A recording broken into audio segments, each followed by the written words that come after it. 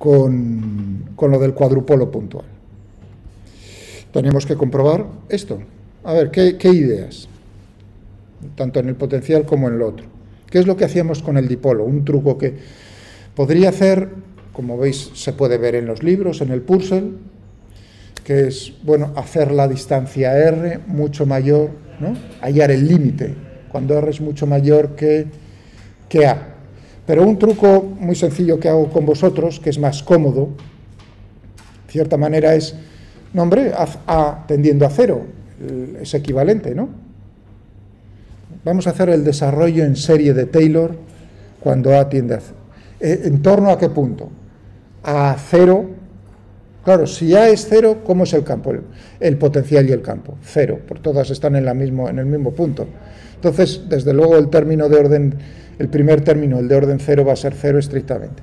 Vamos a ver cuándo tenemos el primer término distinto de 0. Esa es la... Por eso necesitamos... Esto es el desarrollo en serie. ¿Y qué es lo que teníamos por aquí? Vamos a cogernos el potencial primero. Estoy mirando por dónde tenía aquí una expresión. Por ejemplo, esta. No, la voy a copiar ahí. Y le voy a decir, hazlo para A, en torno al punto A igual a 0, orden 5. Fijaos que esto que estoy haciendo yo con la máquina son derivadas. Con eso quiero decir que ahora mismo podría deciros, sacad un papel y hacerlo. No, o sea, es saber derivar. No es una amenaza, es simplemente deciros, no os preocupéis, pero con la máquina no tengo que estar preocupándome ahí de derivar. Es una comodidad. Bueno, y aquí estamos viendo una cosa muy... Ya veo el primer término distinto de 0. El siguiente y el siguiente. Vamos a ver cómo sería el de orden 0. 0. 1. 0. 2. Ahí ya tendría... Y este es el término del error, como en matemáticas, ¿no? Habéis visto el orden del error. Bueno, este es el que me interesa, los otros decrecen. Bueno, con eso ya sé que va a ser hasta ahí. Voy a quitarle lo del orden. Le voy a decir, dame la expresión normal. Lo único que ha hecho es quitar eso y transformármelo en algo con lo que pueda trabajar. K es la constante de Coulomb. Como veis aquí tengo el producto, en el dipolo tenía el producto de Q por A, momento dipolar, el módulo. Aquí tengo A cuadrado por Q. Eso sería, digamos, el momento cuadrupolar. Lo que yo hago tiene un valor determinado. Ya, la dependencia, a ver, vamos a estudiar la dependencia viendo esto. Viendo toda esta expresión. O sea que, digamos, lo que os intento decir es olvidaos de todo esto y fijaos en el resto. El denominador, ¿con qué potencia va? Con la distancia. X cuadrado más Y cuadrado es R al cuadrado. Lo que significa que R al cuadrado elevado a 5 medios es potencia 5, ¿no? Potencia 5. Ya, bueno, pero en el numerador tengo algo también. X al cuadrado, eso es del orden de la distancia al cuadrado. ¿Estáis de acuerdo? O Y cuadrado. Eso significa que en el numerador tengo del orden de R al cuadrado y en el denominador tengo R a la quinta. Por lo tanto, todo ello es proporcional a 1 dividido a R al cubo. Vamos a ver. 1 dividido por R. Bueno, ahora podríamos cogernos este trasto y hacer, este sería vamos a cogerlo, y vamos a representarlo.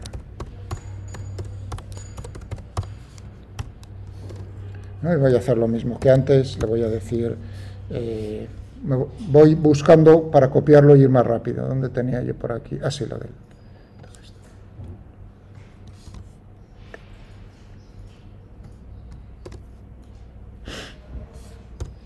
incluso podía copiar más por aquí.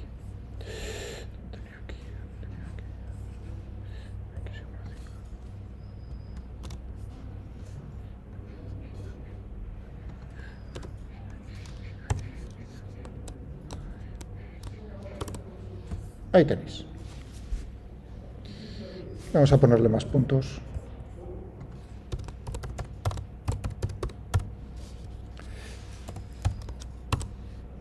Más refinadín por ahí. O sea, con lo de plot points lo que le digo es mete más puntos al hacer la representación gráfica para que salga todas las curvas más suaves. Bueno, ahí estamos viendo el trébol, ¿no? El trébol prometido en... Cuidado, este es el potencial. ¿Y ahora qué hacemos? El campo eléctrico, ¿no? Vamos a cogernos, si queréis, esta expresión. Y ahora, ¿qué tendría que hacer?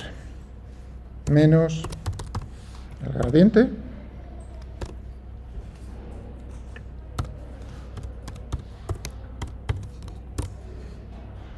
Ahí tengo.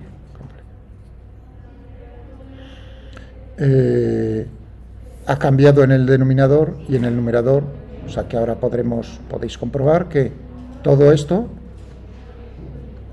es proporcional a 1 dividido por R a la cuarta potencia.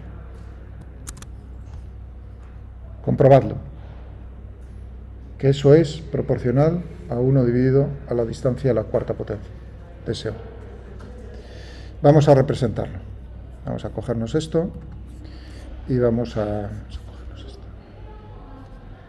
esta expresión y vamos a meterle otra vez para hacer la representación.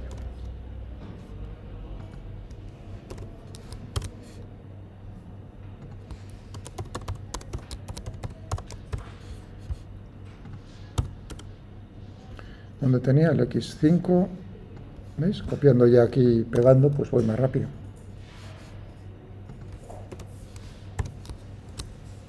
¡Voilà!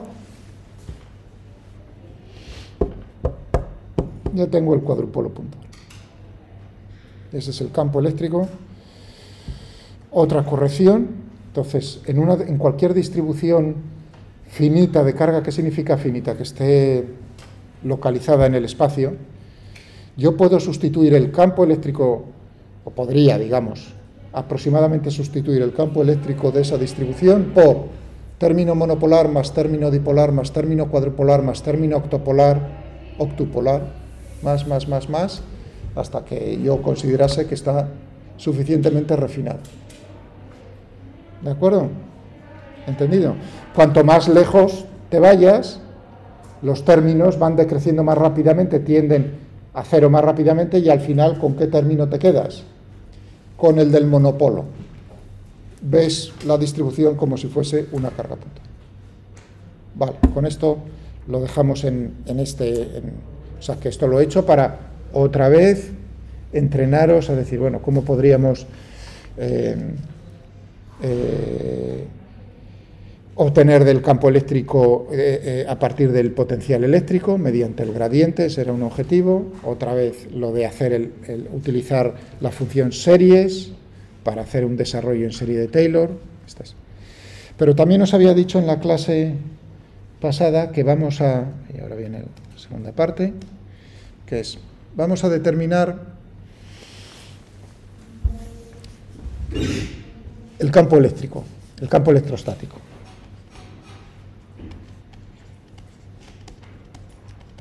De una manera electrostático. De una manera muy interesante. ¿En qué nos vamos a apoyar? Bueno, en una zona del espacio. Ahora la cuestión es, a mí me piden hallar el campo eléctrico, no en todo el espacio, sino en una zona determinada, en una zona.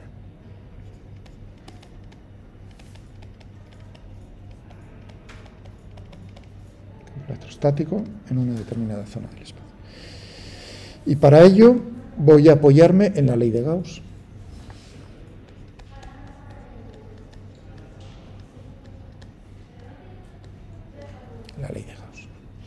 La ley de Gauss en su forma diferencial. ¿Cuál era la ley de Gauss? Que la divergencia de era ρ dividido por epsilon social. ¿De acuerdo? La divergencia del campo eléctrico es proporcional, ¿qué era ρ? ¿Qué era ρ? ¿Qué era esto? Densidad volumétrica en cada punto. Esta expresión es puntual. Me está diciendo cómo está ocurriendo en cada punto, cómo entra o cómo salen las líneas del campo eléctrico en cada punto del espacio. La ley de Gauss en su forma integral me está diciendo lo que ocurre en un conjunto, en una zona, en un volumen, encerrado por una superficie. Aquí es puntual, pim, pim, pim, pim, pim. Bueno, pero esto es válido, haya dependencia temporal o no. O sea, que esto es siempre válido. Pero además he dicho que es electrostático. Si es electrostático significa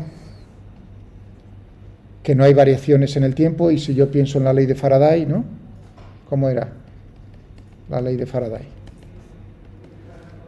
La circulación del campo eléctrico a lo largo de un camino era menos la variación con T del flujo del campo magnético a través de una superficie. ¿Lo recordáis? Pero claro, al ser dependencia temporal, en el caso electrostático, esto es cero. Si uno dice lo que tienes aquí es... Esto significa que es conservativo, es decir, que lo puedo poner como menos gradiente de phi. Cuidado. Esto solo, mientras que esto es cierto, haya dependencia temporal o no, esto solo es cierto en electrostática. Bueno, y ahora me cojo estas dos cosas. Y digo, pues meto esto aquí, la divergencia de menos el gradiente de phi, ρ dividido por epsilon sub 0. Bueno, menos divergencia del gradiente. ¿Y esto qué era? Lo que llamábamos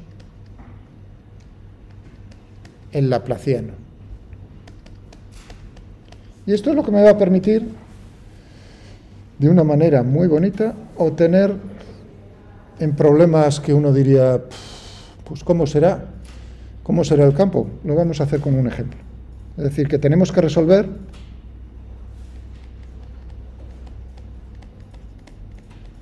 en una región del espacio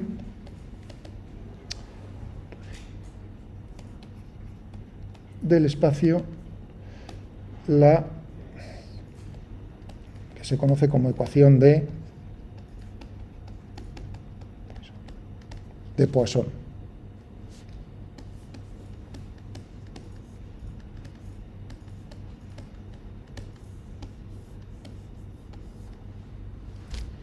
¿Recordáis cómo era esta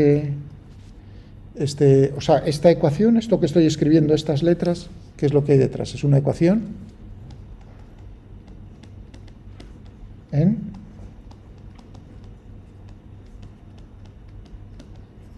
derivadas parciales. Teníamos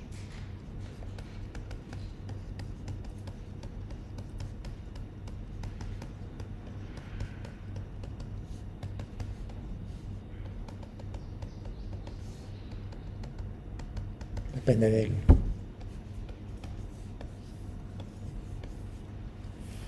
Y el problema es resolver esto. Esta ecuación depende ahora de cómo es la región donde quiera resolverla, y ahora hablaremos de las condiciones, qué es lo que necesitamos para resolverla. Bueno, en ciertos casos esta ecuación tiene solución exacta, es decir, hay métodos, de ahí viene lo de las ecuaciones diferenciales. Una parte se refiere, por ejemplo, a este tipo de ecuaciones. Tiene solución exacta. ¿De acuerdo? Los trucos que es uno. Ahí no es mi camino, sino yo simplemente quiero hallarlo con ayuda del ordenador, que me lo haga el ordenador, vosotros no os tenéis que preocupar de cómo es, y ya está. Deciros, lo que vamos a hacer es equivalente, a ver si pilláis la idea, es equivalente al problema siguiente, al problema de lanzar una tiza en el aire, del tiro parabólico. por así decirlo, ¿no? Ahí uno diría, ¿cómo es ese problema? ¿Es equivalente a esto? ¿Es parecido? ¿Qué es lo que teníamos en ese caso? La segunda ley de Newton, ¿no? Masa por aceleración, esto no es nada más que la fuerza neta, la derivada segunda de la posición del cuerpo con respecto al tiempo dos veces. Es decir, que como veis es una ecuación diferencial también. Bueno, las derivadas no son parciales porque las derivadas son en el tiempo únicamente. Por eso se le llama una ecuación diferencial ordinaria, pero eso es terminología. O sea, yo diría que resolver el movimiento de cuerpos, del movimiento de los cuerpos, se parece similar al problema que tenemos aquí en electrostática, en el sentido de que tú tienes que resolver una ecuación diferencial. ¿De acuerdo? Pues habéis pillado, entonces sí, la forma es menos agradable, parece, pero es utilísima.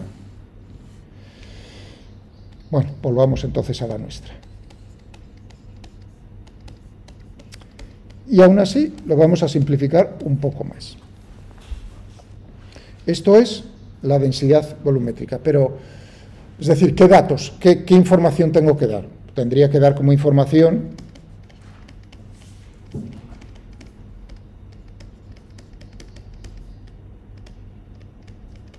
pues uno diría, hombre, epsilon sub 0 es una constante. ¿Cómo es la densidad de carga en cada punto del espacio? Pues voy a hacer un problema en el cual voy a resolver el campo eléctrico en una zona del espacio donde no hay carga. Y uno diría, ¿y cómo va a haber campo eléctrico si no hay carga? Cuidado, he dicho, en esa zona del espacio no hay carga, fuera de esa zona sí. Pero si no hay carga en ningún sitio, no hay campo eléctrico, desde luego. Entonces vamos a hacer el caso sencillo de que ρ sea igual a 0, en esa zona del espacio. Por lo tanto, tenemos la ecuación todavía más sencilla. Esta es la ecuación de Laplace. Muy bien. Pero necesitamos más cosas. Necesitaremos darle como la forma de la región, por supuesto. Y además tendremos que decir, a ver, ¿qué se necesitaba? Ahora volvemos al caso de la tiza, el movimiento de cuerpos. Necesito la ecuación del movimiento, segunda ley de Newton. Vale. Pero ¿qué más necesito para saber cómo es la trayectoria de la tiza?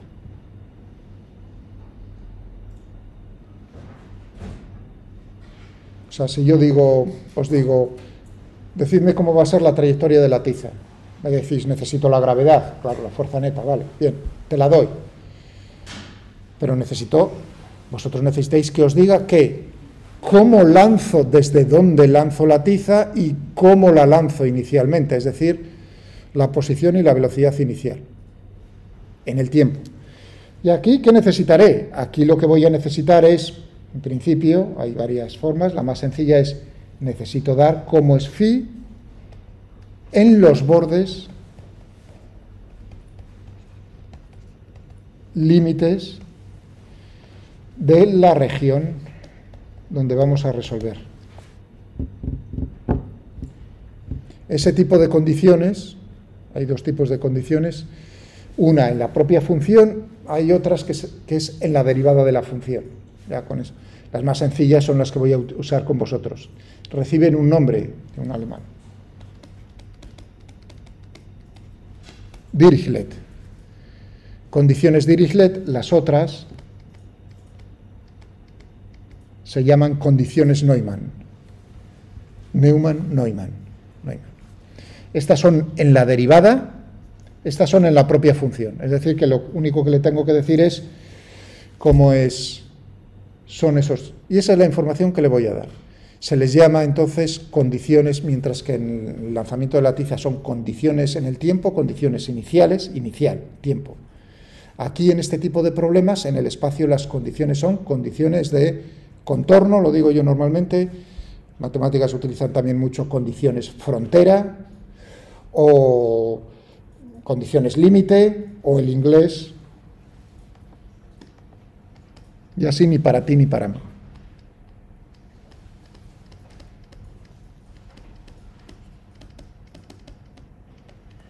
boundary, bound, ligado, boundary es el límite, ¿de acuerdo? Boundary conditions. De tipo, vamos a utilizarle. Muy bien. ¿Qué problema bonito podemos hacer? Uno que no pudiésemos resolver a mano. Tenemos dos tubos infinitamente largos, rectos, dos tubos de sección circular infinitamente largos, ¿de acuerdo? De tal manera que con eso lo que voy a hacer que el problema sea no en 3 dimensiones, sino en 2. La sección, voy a dibujar la sección transversal en el plano XY. Esta es la pared exterior del tubo. Un tubo, voy a dejar caer la palabra metálico. Bueno, con eso de que he dicho metálico implica, veremos que el potencial, veis que vamos a resolver el potencial, es constante, tiene un único valor. Por lo tanto, tendremos aquí un valor que yo diré, pues tiene un valor. Ese es el dato que voy a poner en la pared externa. La región donde queremos saber cómo es, ¿cómo se consigue eso? Pues con una distribución de carga, por ejemplo, sobre la pared. Pero dentro está vacío, no hay carga. Bueno, para hacerlo bonito, porque esto es más aburrido que nada, vamos a ponerle otra pared interna, circular también. Y la región donde vamos a resolver el problema es esta, la rayada, entre las dos. En esta pared interna también tendremos una distribución de carga de tal manera que yo diga, ahí, en todos los puntos de esa pared, el potencial tiene un valor constante que llamo phi int, interno y externo. Estos son datos que os voy a dar. Os voy a dar naturalmente cómo son las dimensiones. Y no os olvidéis de que es una región volumen, o sea, son tubos. Pero aquí, debido a que el problema está hecho de esa manera, lo que tenemos que hallar es cómo es, si esto es y esto es x, vamos a por ello. Imaginaos que nos dicen esto y no sabemos esa ecuación. ¿De acuerdo? Uno diría, estoy perdido. ¿Estamos de acuerdo? ¿Cómo voy a hallar yo el campo eléctrico a través del potencial? Bueno, el campo eléctrico, por supuesto, una vez que tengamos esto, ¿cómo lo vamos a hallar? Menos el gradiente de phi. Es decir, que si yo hallo eso, amigo, o sea que es más fácil, claro, el potencial, apoyarse en el potencial es, solamente me tengo que ocupar de un escalar y luego ya me ocupo del otro. Yo diría que un problema de estos, así a palo seco, uno diría, ¿y esto por dónde se agarra? Pues se agarra a partir de las leyes de Maxwell, que me llevan a la ecuación de Laplace, que es muy sencilla. Primero, vamos a definir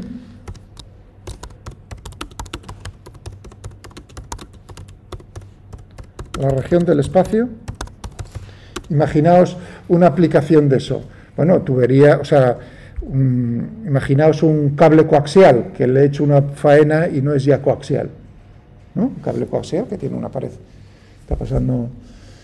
O un condensador. Un condensador sería una cosa como esa. Eso es un condensador. Entonces, ¿cómo estoy almacenando energía en ese condensador por metro de longitud de la tubería? Esa es la pregunta práctica del asunto. Vamos a definir la región del espacio. Y para esto tenemos en este programa, como en otros, pues una cosa muy bonita, que es la geometría. Podemos definirlo pues de diferentes maneras. Como aquí la forma es muy sencilla, pues simplemente voy a coger la forma y le voy a decir, pues es esa.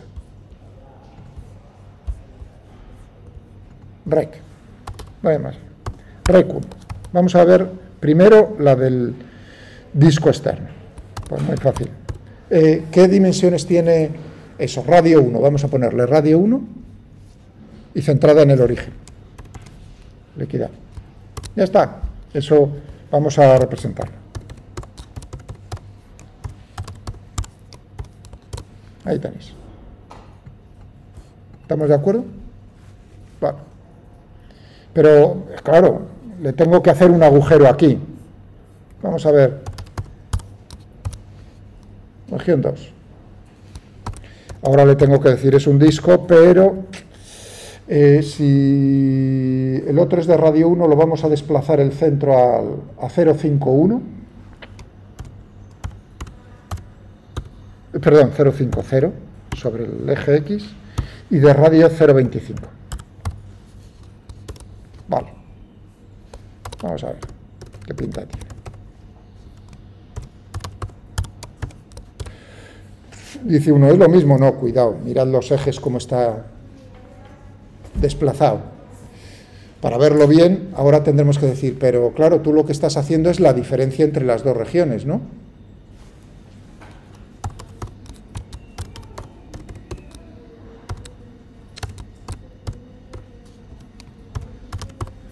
Región 1.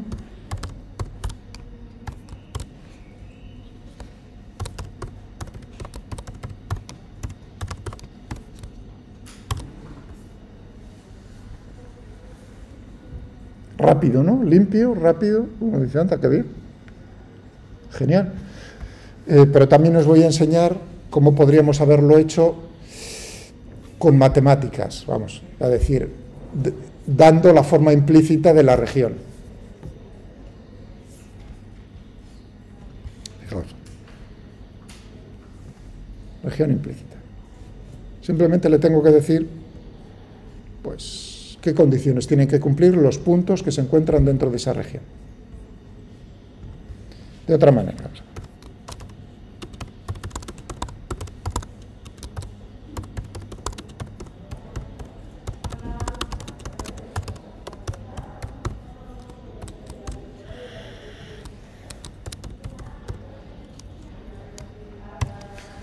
A ver, ¿qué condiciones tienen que cumplir estos puntos para que pertenezcan? Pues tienen que ser de coordenadas x, y, de tal manera que x cuadrado más y cuadrado sea menor o igual que 1, ¿no?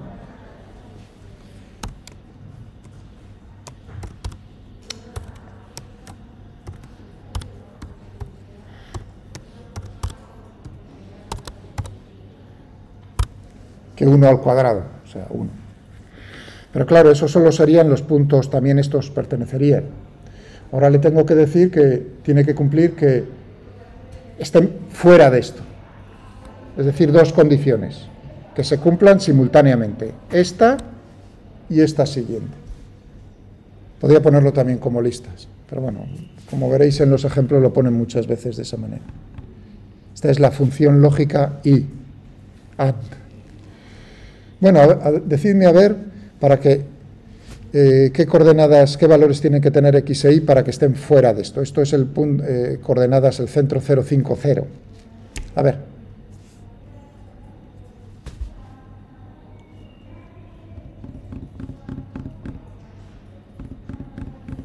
Yo diría que bastante fácil, ¿no? Vamos a copiarnos y pegar. Aquí, claro, estoy desplazándolo, por lo tanto tendré que poner x menos 0.5 más y menos 0 mayor o igual que 0.25 al cuadrado, no se nos olvide. Esas son las dos. Si se cumplen esas dos condiciones, son estos puntos.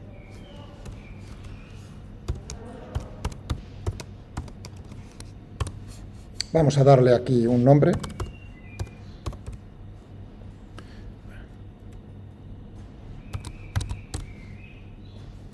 Y vamos a ver si el dibujo sale parecido.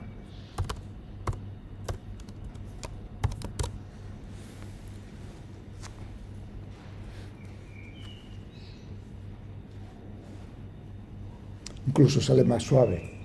Mientras que estos dibujos son un poco, esta es una aproximación, este sale incluso más bonito, más suave. Ha tardado un poco más en hacerlo. De una manera, por lo tanto, rec y recint, la misma región. Bueno, ya tenemos la región donde queremos resolverlo. Ahora necesitamos darle la ecuación de Laplace y decirle que la resuelva. Si es una ecuación diferencial, ¿qué creéis qué función voy a utilizar? Que ya he usado con vosotros. A ver. En el tiro parabólico, en el tiro de la tiza, en el movimiento, ¿qué usaba? En lo del péndulo, que eran ecuaciones diferenciales, ¿qué es lo que usaba? ¿No? Resuelve la ecuación diferencial de forma numérica. Vale. A ver, tendré que darle las ecuaciones, tendré que darle la incógnita y el intervalo de integración. ¿Cuál es la incógnita? Vamos a ponerlo ya aquí. Lo he llamado, o como quiero llamarlo, al potencial, phi. ¿Y en qué región del espacio? En la región que he utilizado o que he definido. Ya solo me falta decirle cuáles son las ecuaciones. La de Laplace.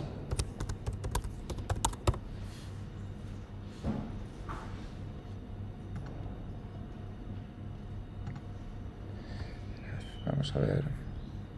¿Veis? Tiene esta forma. Únicamente es una forma muy cómoda de decir, tú resuélvelo ahí y olvídate. Vamos a ver, Laplaciano de phi de xy es como lo del gradiente. Igual a 0.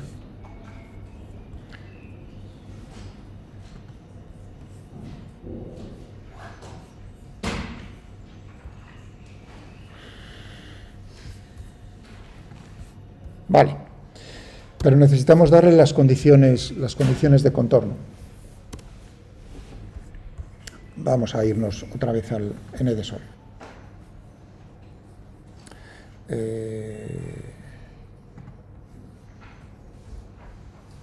¿Dónde tenemos las...? Ah, mirad. Valores boundary values. Se pueden especificar. Anda, mira, aquí tenemos incluso nuestro problema. Prácticamente el mismo. Resuelve la ecuación de Laplace, aquí en vez de poner phi pone u, con condiciones de contorno en el límite. Vamos a poner las nuestras.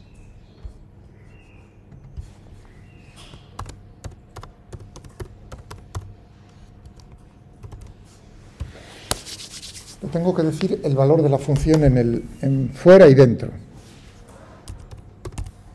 Phi de xy, ¿qué valor le ponemos en la de fuera? Que valga 1. Y ahora le tengo que decir, o sea, que phi de xy vale 1, ¿en qué puntos de la frontera? ¿En qué puntos del límite? En aquellos puntos del límite que cumplan una condición, otra vez. Pues, por ejemplo, podría decirle, anda, si tengo aquí x cuadrado. Ahora cogemos esta. Pero no igual.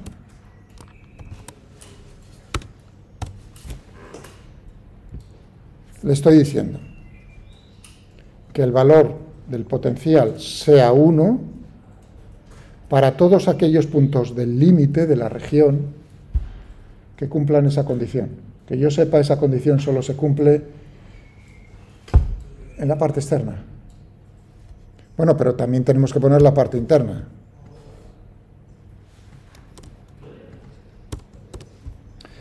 Aquí le vamos a poner un 0, si queréis. Que sea 0 en la interna. Y la condición que tenemos que modificar aquí, vamos a hacerlo, si queréis, aquí. Menos 0.5 sea igual a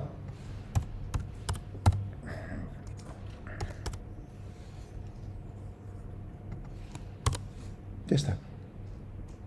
Ya lo ha resuelto. No ha tardado ni un... Resuelve la ecuación de Laplace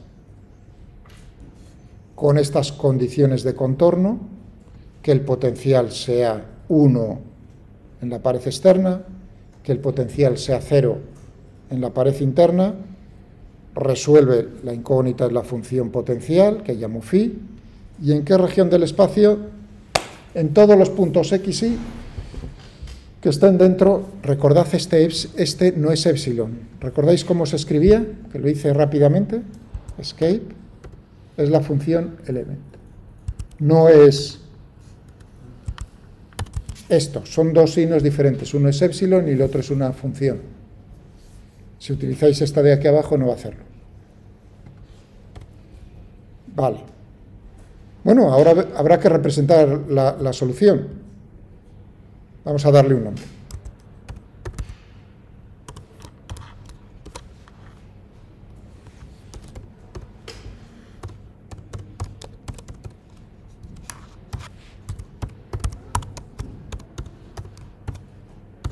Y para ir más rápido, digo, ¿dónde quiero que me lo representes? En esa región.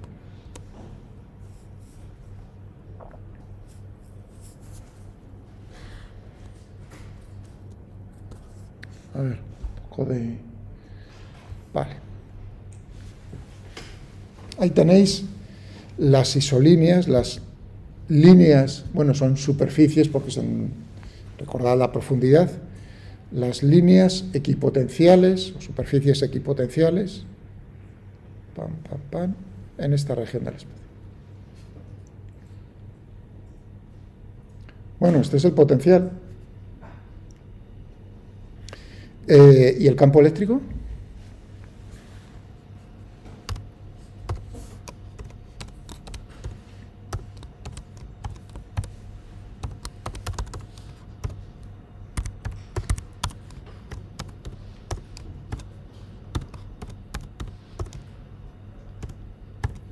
Menos el gradiente.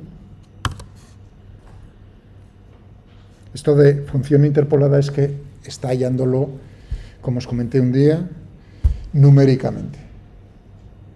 Bueno, y ahora, ¿cómo represento el campo eléctrico?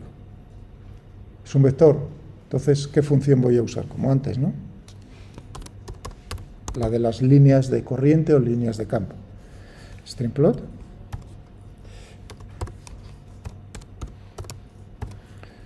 Y para ir más rápido, ¿en qué región? En esta región.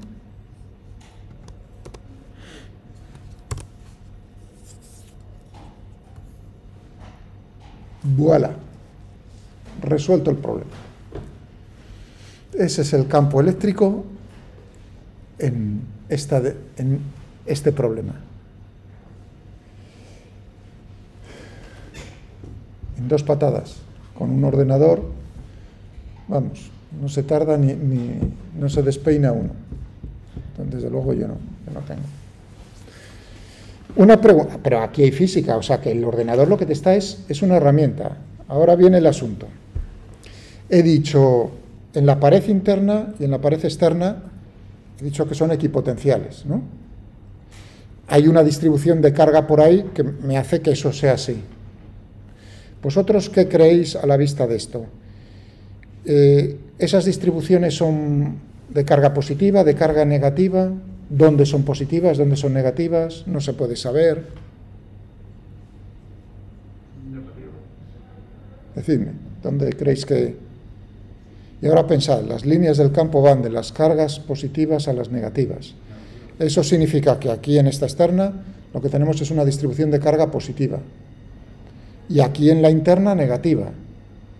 En todos los puntos es negativa y aquí en todos los puntos es positiva, porque uno podría pensar, a lo mejor en una zona no es positiva. No, aquí no sale, por lo menos visualmente, no veis que salga ninguna línea del campo, entran todas. Eso significa que la carga aquí, cuidado, no he dicho que sea uniforme, he dicho que en todos los puntos la distribución de carga es negativa, y en todos los puntos aquí no he dicho que sea uniforme, he dicho que es positiva. Y la pregunta que os tenéis que hacer, que os voy a plantear lo mismo que a vuestros compañeros, que nos queda ese minuto, lo mismo que ayer, más o menos, es, ¿y cuánta carga, por ejemplo, cuánta carga negativa, la carga neta negativa que hay en esta superficie interna, por metro de longitud del tubo, porque claro, al ser infinitamente largo, pues será infinita. En 1 metro de longitud, de largo, ¿cuál es la carga neta que tengo aquí en esa pared? A ver, una idea para daros cómo lo podéis hallar. O entre vosotros, a ver, ¿qué? Ostras, dices, madre mía, ¿y ahora qué hago? ¿Qué hago? A ver, la física, no, es la física, luego el ordenador, pero... A ver.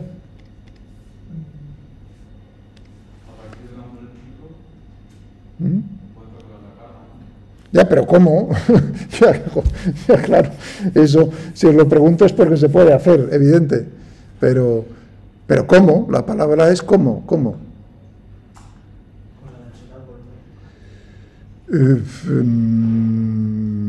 La densidad volumétrica en el espacio ahí es 0.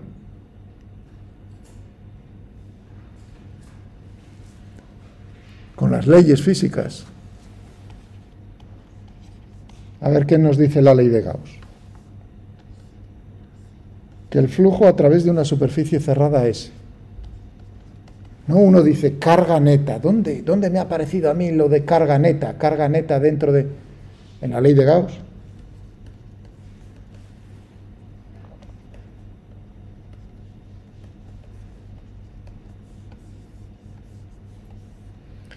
Por lo tanto, esto lo tenemos, ¿no? Lo acabamos de hallar. Habrá que escoger una superficie cerrada que encierre 1 metro del tubo. Si tengo esto, a ver, una superficie, hay infinitas. Por ejemplo, hombre, una sencilla, ¿no? Sería una, por ejemplo, como esa, ¿no? ¿Sí o no? Pero ahora uno dice, eso es una superficie, esa es la pared cilíndrica con 2 tapas. Un cilindro de longitud 1 con 2 tapas, de radio, hombre, que sea mayor que esto, claro. Y ahora la pregunta es, tengo que hacer el cálculo del flujo a través de esa superficie. ¿El flujo a través de las tapas cuánto es? ¿Por qué? Porque diferencial de S es, fijaos, perpendicular al plano, y el campo está en el plano, por lo tanto el producto escalar es 0. Es decir, que lo único que tenéis que calcular es el flujo a través de la pared lateral. Y eso ya lo hice con el ordenador. Por lo tanto, ahora lo que tenéis es, con esta idea, hallar el flujo, pues por ejemplo, a través de lo que os he dicho yo. Y uno diría, ¿y de qué radio? Y ahora pensad físicamente, ¿el radio intervendría? Si es más grande o más pequeño, siempre y cuando no corte esto, claro. O si la forma fuese, por ejemplo, una sección cuadrada. Es independiente, porque encierra la misma carga. Por lo tanto, el valor tendría que ser, teóricamente, el mismo valor. Lo que pasa es que este campo eléctrico que hemos obtenido es numérico. Por lo tanto, lo que podéis comprobar es que si cogéis radios diferentes, no sale el mismo valor. No es que la física no falle, sino que la resolución numérica que ha hecho el ordenador comete ciertos errores o hace que las cosas sean de esa manera. Estrictamente tendría que ser el mismo valor. Por favor, hacedlo lo mismo que los de ayer. Y me preguntáis, por supuesto, vuestras dificultades. A ver.